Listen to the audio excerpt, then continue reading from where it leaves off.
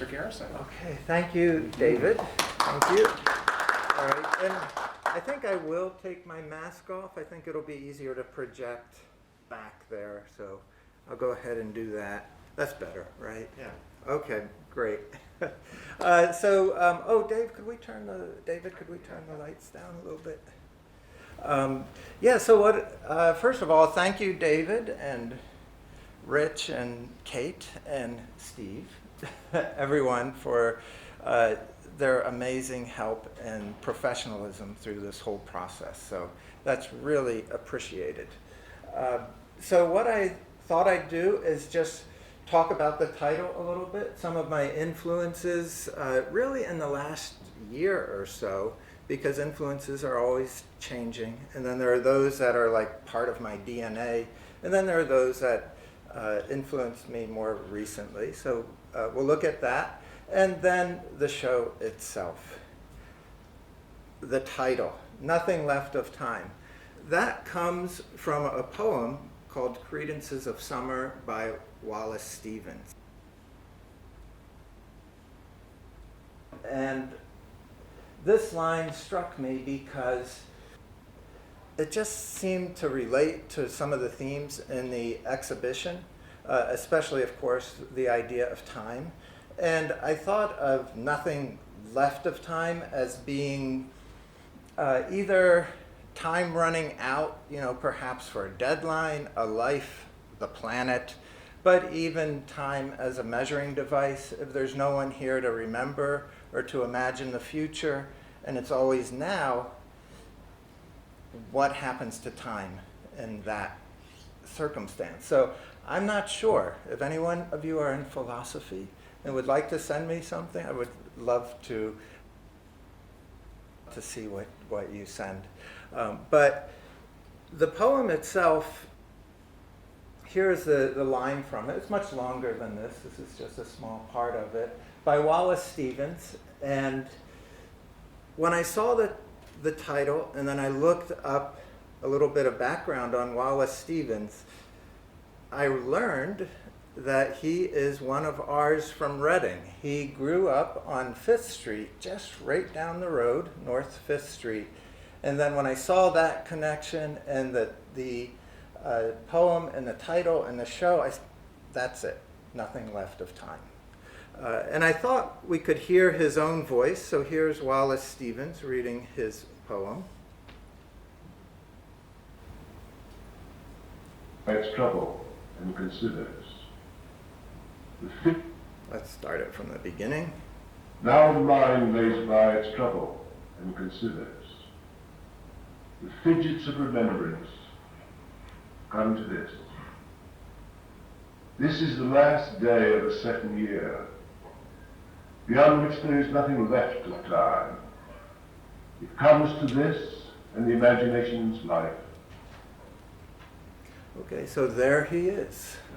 And Pulitzer Prize winning poet from Reading, PA. So really a great sort of relation there to the city here. But a couple things that stood out for me in addition to the notion of time was the fidgets of remembrance. I always like this in my work there are a lot of contradictions that are happening.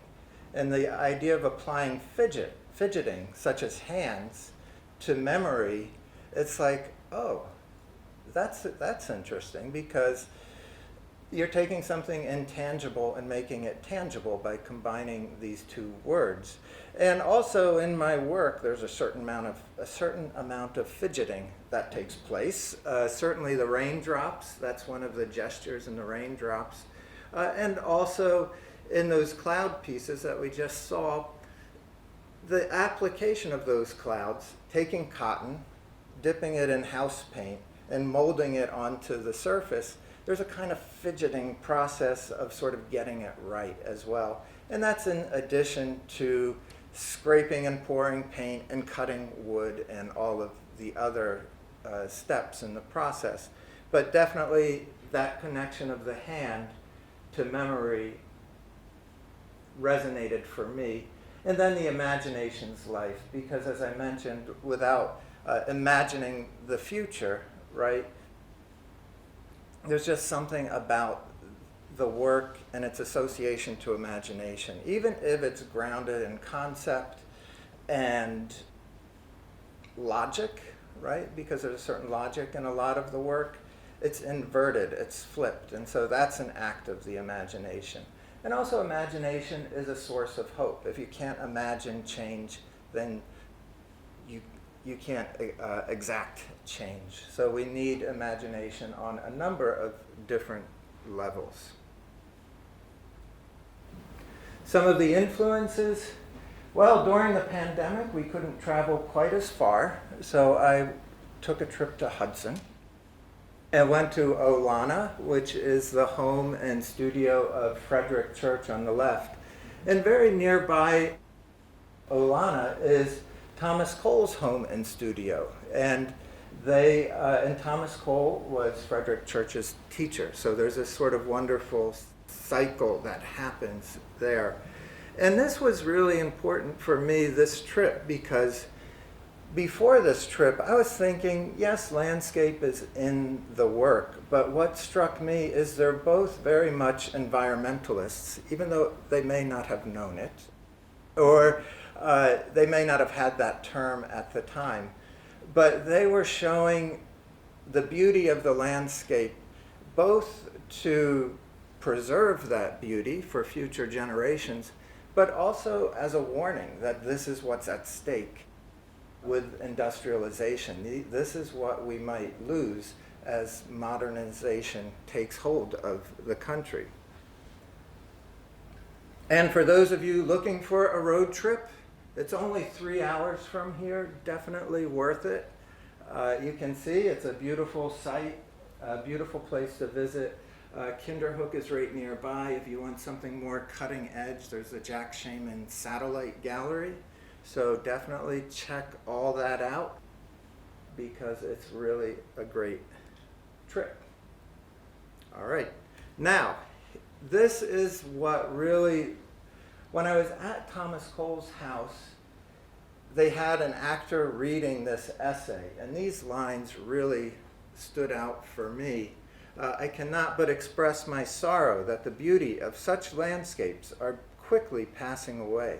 The ravages of the axe daily increasing, and the most noble scenes are often laid desolate, with a wantonness and barbarism scarcely credible in a people who call themselves civilized.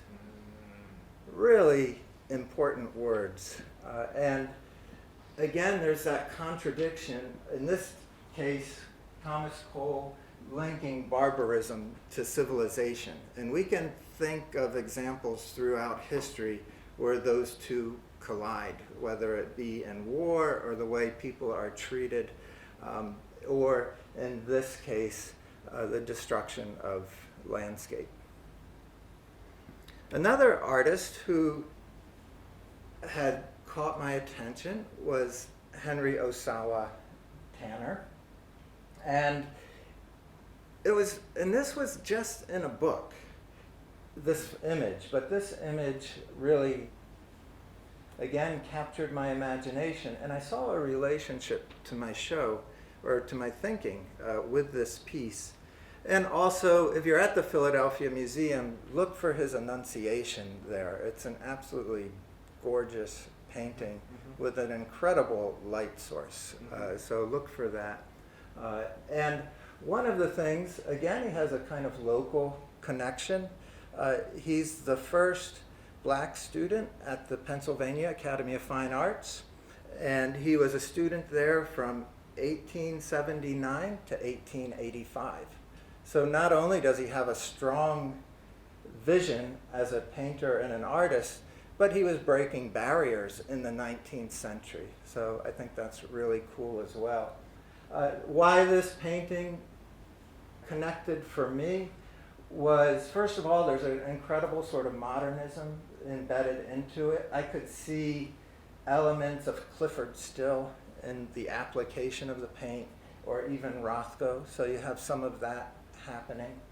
But what captured my imagination here was the kind of magical or miraculous element of the figure on the water back here, right? So there's a certain sort of element like that in my own work. And even more so, this moon, the presence of the moon, not in the sky where we would normally expect to see the moon, or perhaps render or present the moon as an artist, but instead as a reflection in the water. So again, there's this inverse of expectation. It's what we know and what we see, and how an artist can turn that around so we see things in a slightly different way. Now, unfortunately for my wife, that means I need to take a pilgrimage to Des Moines, where this painting is. So I never expected Des Moines to be on my bucket list, but here it is.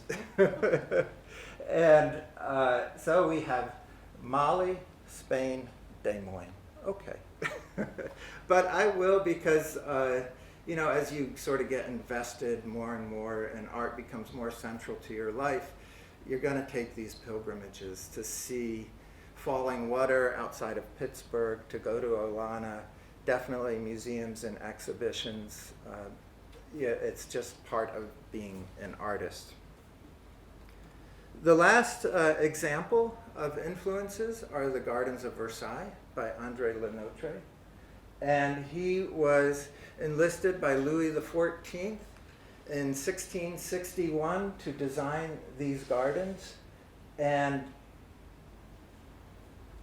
it was basically a lifetime appointment, because he worked for 40 years in the design of this landscape. And why this captured my imagination again was his imposing his will, his aesthetics on nature. And I thought that was a really sort of powerful and profound thing that we see quite often. Unfortunately, too often in a more insidious way, where, for example, they burn down rainforests, right, to clear for cattle, or if you happen to catch David Attenborough's Life on Our Planet, which incidentally, he sort of takes the same strategy as Cole and Church did, in that he shows how beautiful things are and what's at stake. It's sort of a similar, but different media, different perspective, different time. But anyways, in his documentary, in Madagascar, they have the rainforests, which of course, the rainforests are the home to endangered species, also plants and foliage that if it's gone, it's gone. And we may lose a cure for something, right, in that landscape, or in those forests. So what he showed, which is kind of spectacular and kind of shocking at the same time, are palm oil trees planted all in a row that took over what used to be rainforests. And it's beautiful, but it's insidious. So that's something that also sort of captured my imagination. And for those of you who go to Paris, this I guess is on my bucket list. I've been to Paris, but I have not yet been to Versailles, so I will have to go there at some point. And then finally, we arrive at the show. So those are some of the artists and some of the ideas that were happening before and during the realization of this show.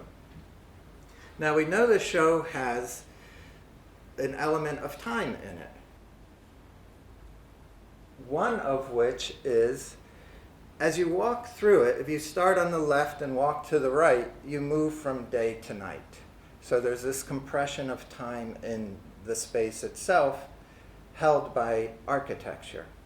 The other is you move from inside to outside. So the first thing you're met with is this wall of a couple hundred photos, which are the interior, right? You're moving around the space. Now you're sort of inside and outside, outside, and now it's night. And so here we have the photos, and there are hundreds of interior spaces.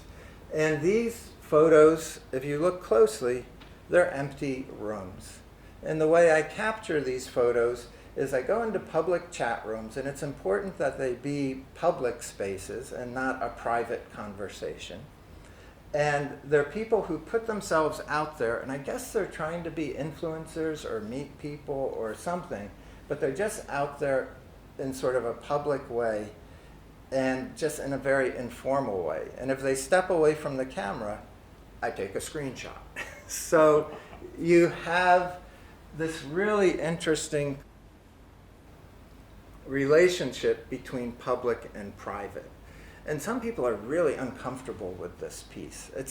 You sort of have to look at it, then you're drawn into it, and then you're repelled by it. And I kind of like that. Again, a lot of my work has a repellent quality, and that's a good thing. I like thumbs up and thumbs down in social media. Both are good. And in this case, the people who respond again or who are uncomfortable with the work, that's great, because that's part of the conversation. And then other people are just totally into it, and that's good too. Just to give you a sense of where the work was coming from, in 2013, this was the most ambitious installation. It was 59 feet by 9 feet, or 9 feet by 59 feet. And this was at Martial Arts in Memphis, Tennessee. And these are some of my pieces from that show. So as we move around the room, we come to this piece. And this one is simply rooms, and you can see that I took elements of each room, the element that I felt defined the room somehow. And then I would collage that into a painting, and I would look at the original room and pull out the dominant color or hue.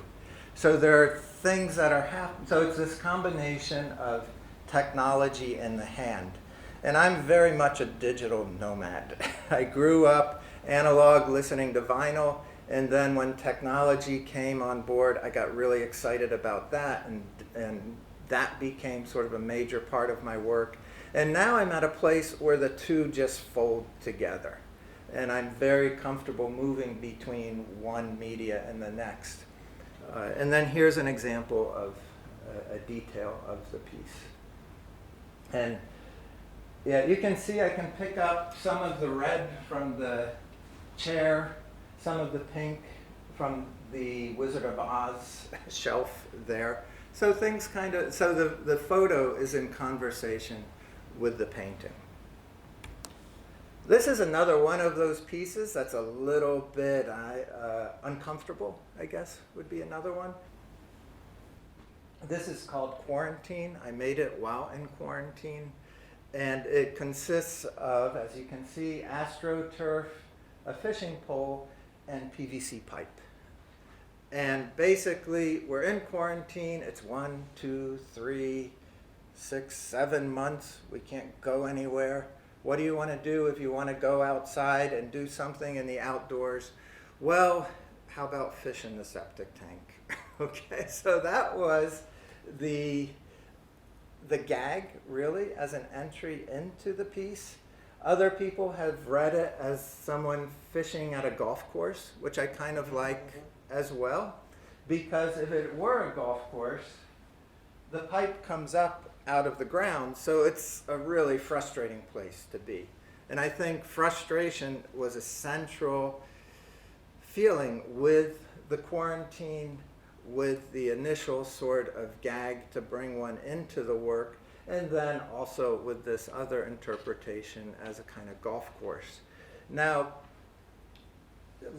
art takes on meaning or carries new meaning as it sort of moves through time, and we've seen that. We'll look at a painting or a sculpture, and each generation figures out a meaning for it that resonates with them. And so I made this piece, and then I started thinking, well, people have lead in their water, right? So that could be part of this, right? Like Flint, Michigan, for example.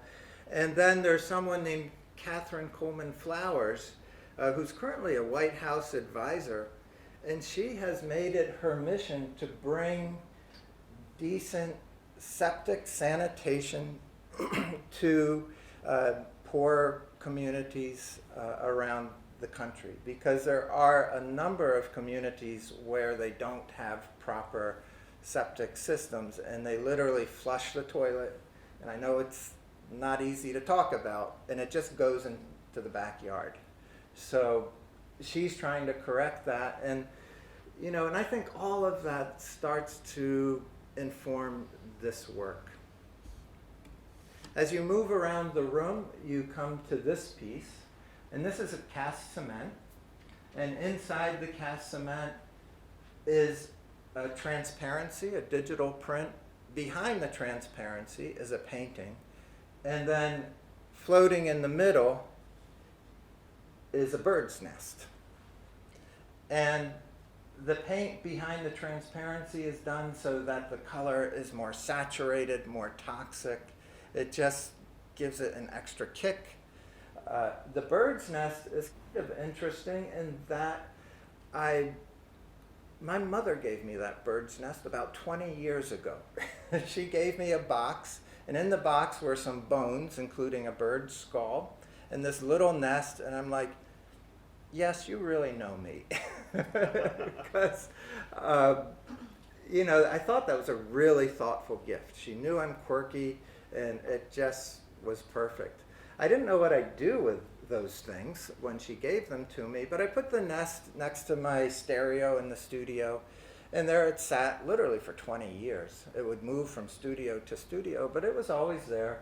And then finally, when this show came around, and there was this, and the environment and nature and landscape started to emerge as the predominant theme, this nest came back into the work. And so the nest is layers and layers and layers of house paint. That's the predominant material. And it just floats there. And similar to the rooms, something lives there, but we don't know exactly who or what in this case. And and that's another thing. There's a lot of presence of humanity, but it's all in our residue and things we leave behind, things in our peripheral vision. That presence is not figurative. It's more like residual. This piece is called Liberation of the Saint, and it consists of AstroTurf inside against that blue. I use the same blue in all the work, with these bars, which also is the same sort of deep purple that you'll see in a later piece called Smokestack, and it's framed by plywood. And in this piece, I should say, was first installed on 60th Street and Columbus Avenue in New York City. So it was an outdoors piece that I brought indoors. And this was outside a church, the Church of St. Paul the Apostle. And it's a Catholic church, and they're really kind of great because they support the arts. They invite artists, contemporary artists, to do installations in the church. And during the pandemic, they had us work out on the fence. So I was just thinking, what can I do with a fence? And this was my solution. And since it was a Catholic church, the idea that came to me was this one by Raphael, right? Liberation of St. Peter. And the story here is an angel comes into St. Peter's prison, puts the guards to sleep, and then you can see over here in the right panel, the angel leading St. Peter past the sleeping guards. On the left, a guard here notices a light in the window and is waking up this one for slacking, right? So you've got a kind of great storyboard thing happening in this Renaissance painting. But that was where that was the starting point for this piece. And then this just gives you a sense of the depth here. With the piece comes off the wall about 8 inches. And then the mirror is there because we're no longer St. Peter, but we look in and suddenly it's no longer the liberation of St. Peter, it's the liberation of the saint. So you look into it, you see yourself, you become the saint, and then you walk away, and you may or may not stay the saint. But in any event, there's sort of that relationship. And we were just talking about that in class this morning, that we all have our moments of excellence, right? So maybe that may be referencing one of those moments. As you move around, we come to this wall. And this wall, you can see, is a kind of circuitry of clouds and skyscape. And the way it's made is it's a wood backing with poured paint, house paint on it. And then the white clouds are the cotton dipped in house paint, arranged on the surface. And then I take a big, flat, heavy piece of wood and clamp it down over it, and that gives the cloud that even, flat feel.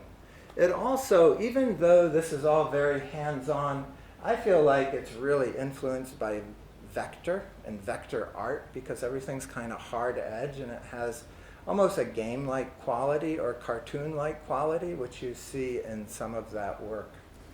Up on the left, you have the square sun, which in my mind is the light source for the exhibition. That big sort of pipe form in the center is what I call a smokestack, and you'll notice that the sky is clear above it, and below it the sun doesn't get through. So it's like this, that for me also separates the room from day to night. So when you cross past the smokestack, you've entered a kind of nightscape at that point. Looking at some of the work closer, I think you can see the Gardens of Versailles influence here, taking that idea of imposing one's will on nature, but in this case, it's an impossibility, or, because clouds are ephemeral. They can't really be shaped and molded the way they are here. So it's what you know and what you see. I see something that's ephemeral and changes and moves and dissipates, and yet here it's heavy, it's solid. If you pick it up, it's really heavy. So it has all of that happening simultaneously. Here's another example. Again, a kind of cartoon quality. And the cloud just here floats in the middle. But if you look in the lower right corner, somebody's taken a bite out of the sky. So once again, you have this assumption of, I understand what I'm looking at, and then it's undermined by, in this case, a bite. The sun piece is essentially little cubes of wood, all laminated together using a biscuit joiner, if people are familiar with woodworking. And so there's, I don't know, maybe a couple hundred little blocks of wood behind there. And then the source of the lines, which is collage, this is a red collage. It's not painted. So if you look closely, everything is very 3D and tactile. And those are all hands, like the lifeline, the fate line, the heart line. So it's a combination of many people, similar to the photo piece, right? Again, an accumulation of people. But in this case, it's hands. And also the texture of the paint on the surface, in my mind, is like being under a microscope looking at skin. So there's all these references to anatomy, landscape, and material all simultaneously. Here's the smokestack up close. You can see better now the light to dark and how that dark form serves as a barrier between day and night, or a clear sky and a darkened sky by blocking the light source. This is the earliest piece in the show, 449 drops, and this is the fidgetiest piece in this show. Because on the left side, I draw the drops, then I cut them out, I number them with little Post-its, and line them up in order on the right side. So there's this impossible desire to count rain, right? The separate individual drops. So it has that kind of impossibility happening, but there's also a certain, I guess it would be, again, this leap of the imagination and a deadpan humor, which I think is in a lot of the work. Another piece on the back wall, and this is just a 2-minute clip of it. What I did with this work is I have a trail camera, and we have some woods near our house, so it's quarantine. I can't go anywhere. So I set up my trail camera out in the woods, and then over the course of a year, so all the seasons are in this 14-minute and 23-second piece, I kept moving the trail camera around the woods back there and capturing mostly deer, but whatever happened to walk in front of it, at different angles. So I tried to get close-ups and far shots and mid shots, but there's also an element of chance that's happening. And what I like about, or what I was thinking in this piece, are a couple of things, which maybe we can watch this little clip before I get into that. But yeah, let's just watch it and then I'll come back to what I was thinking.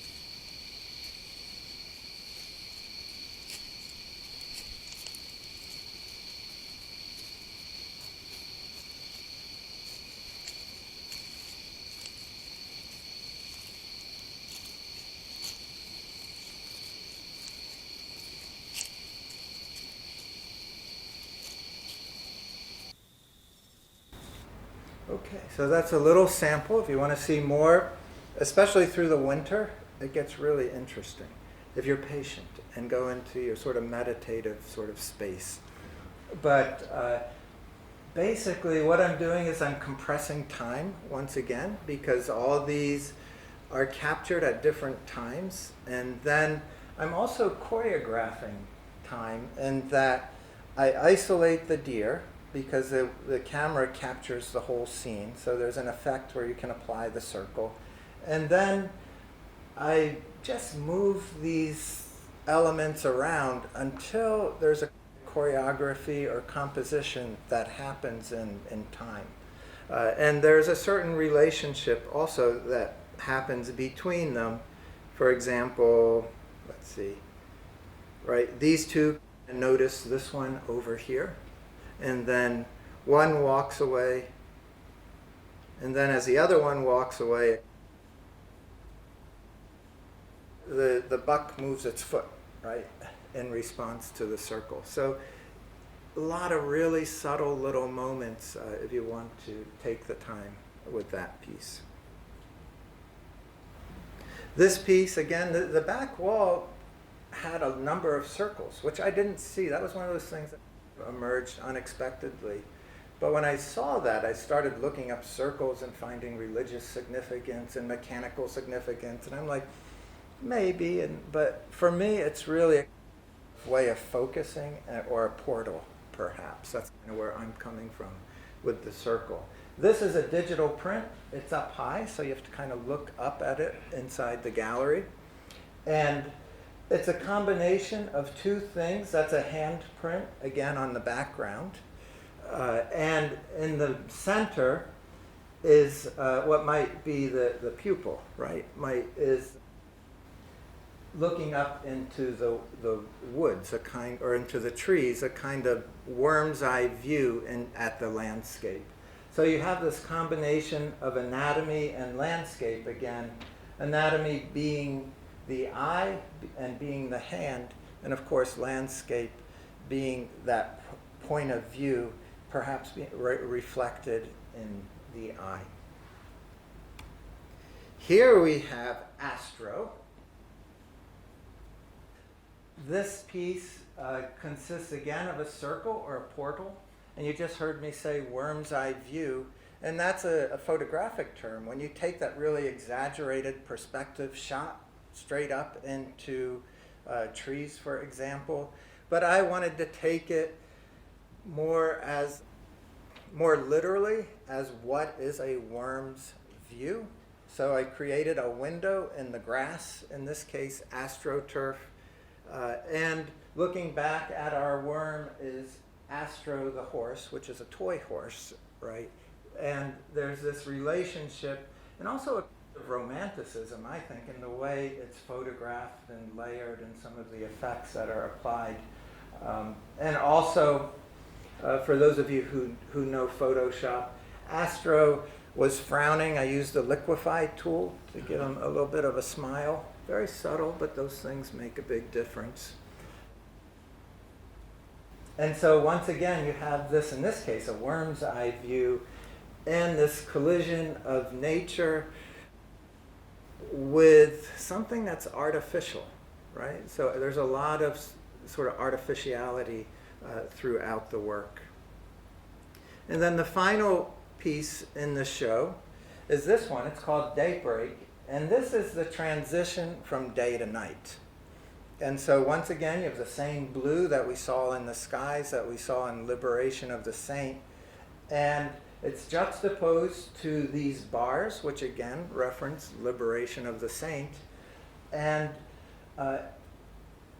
the idea, instead of a gradual rising or setting of the sun, it's a breaking through of the day. So it's like as though the day had to literally, physically break out of the night. And so that's the starting point for this piece.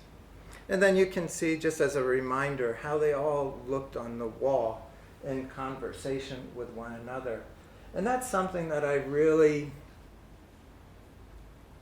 not an artist who lands on a theme and sort of pursues and delves deep into that idea. I land on a theme and it keeps resurfacing every year, every few years, and it's in conversation with other things that I think about. And it's that conversation that really interests me. So the work is more along the lines of what happens when these ideas combine and connect, and you follow a thread from one to the next. For example, the absence and presence of humanity seems to be something that runs through the work. So that's what I have. Are there any questions?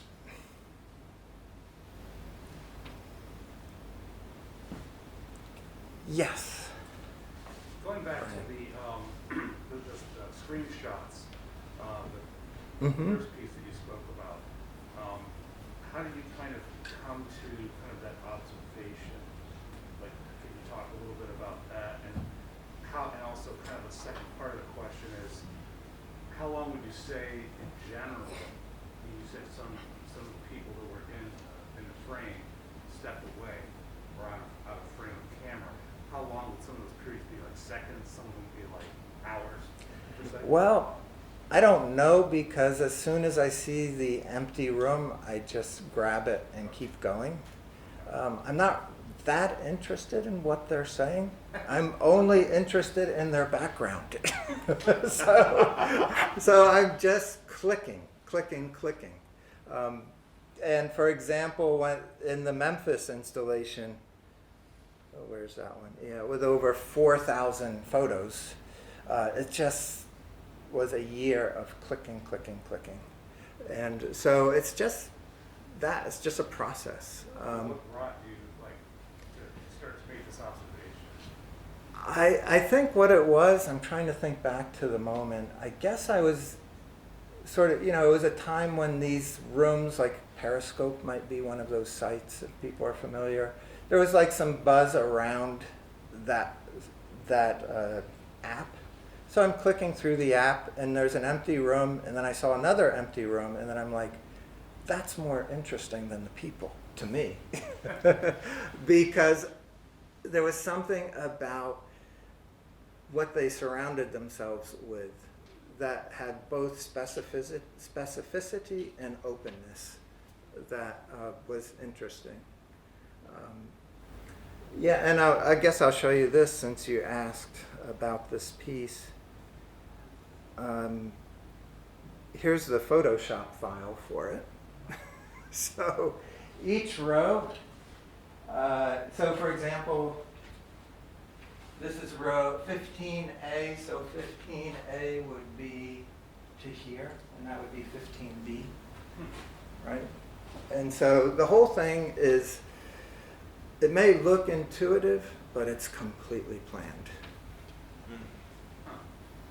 Yes, Steve.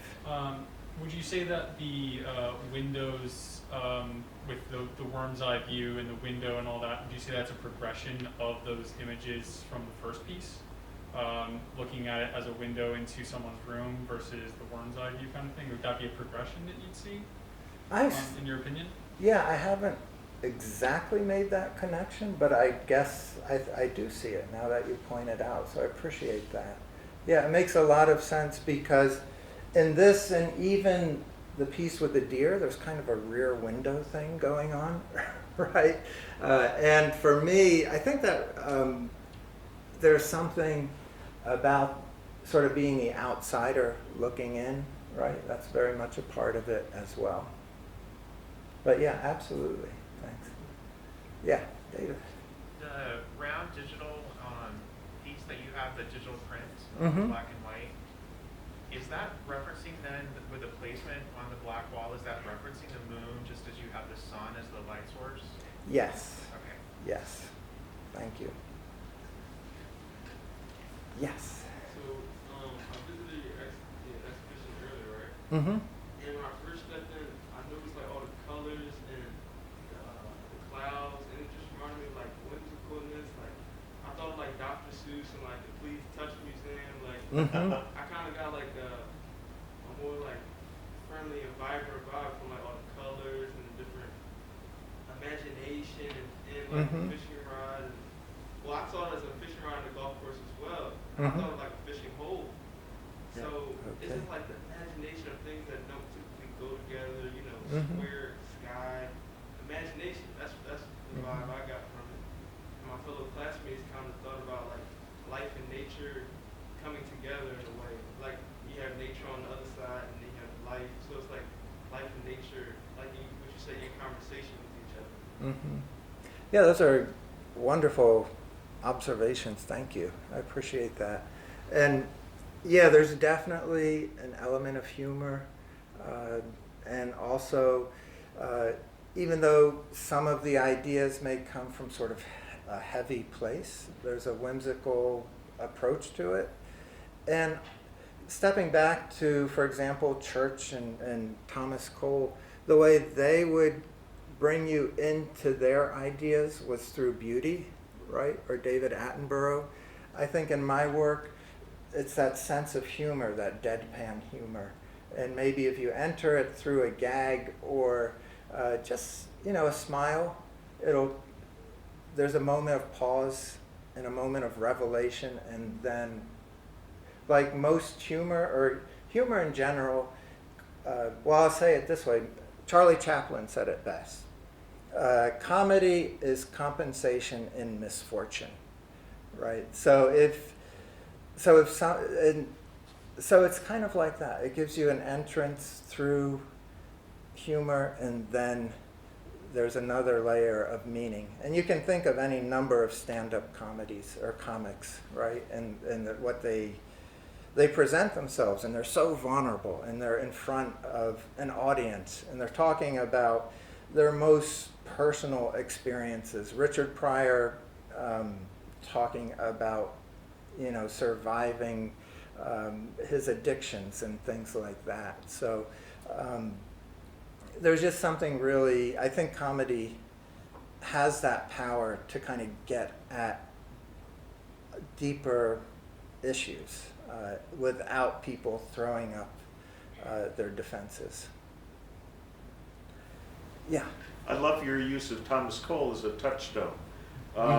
During the pandemic, or during the first year of this multi-year pandemic, we went up the Connecticut River Valley, and I don't really have a bucket list, but I've known that painting forever. And I said, I'll go up to the top of Mount Holyoke and take a look out on the valley. The oxbow has been cut off, so the channel of the river is different. But behind one, as one looks out over that exact same scene, is an old hotel, like a big hotel, sort of a early 19th century hotel up on top of the mountain. And that hotel was there when Thomas Cole was there. Wow. And so he had already realized that there was nothing left of time, and that the nature that he was trying to portray and preserve was already a tourist site rather than a wilderness. Right, or a home for the animals and the people who were there before us. Yeah, for sure. Would you say that the pandemic was good for artists? It was terrible for performing artists, right? Sure. We couldn't speak or sing or play without getting people sick, but... Right. Well, it was good for their studios if they could get to their studio. A number of New York artists with the subways shut down couldn't even get to their studio. So it depends on the circumstances.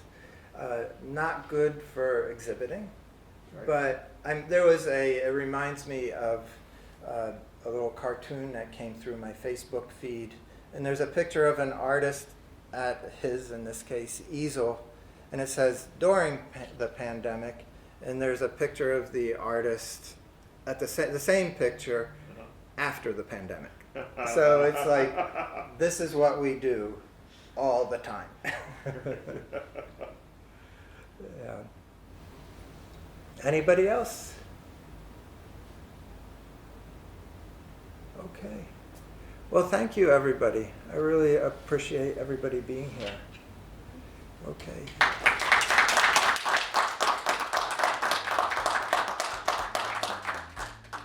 And if you have a moment and want to check out the show downstairs, if you haven't seen it yet, I'll be down there. So maybe I'll see you later, or maybe I'll see you in class. Alrighty.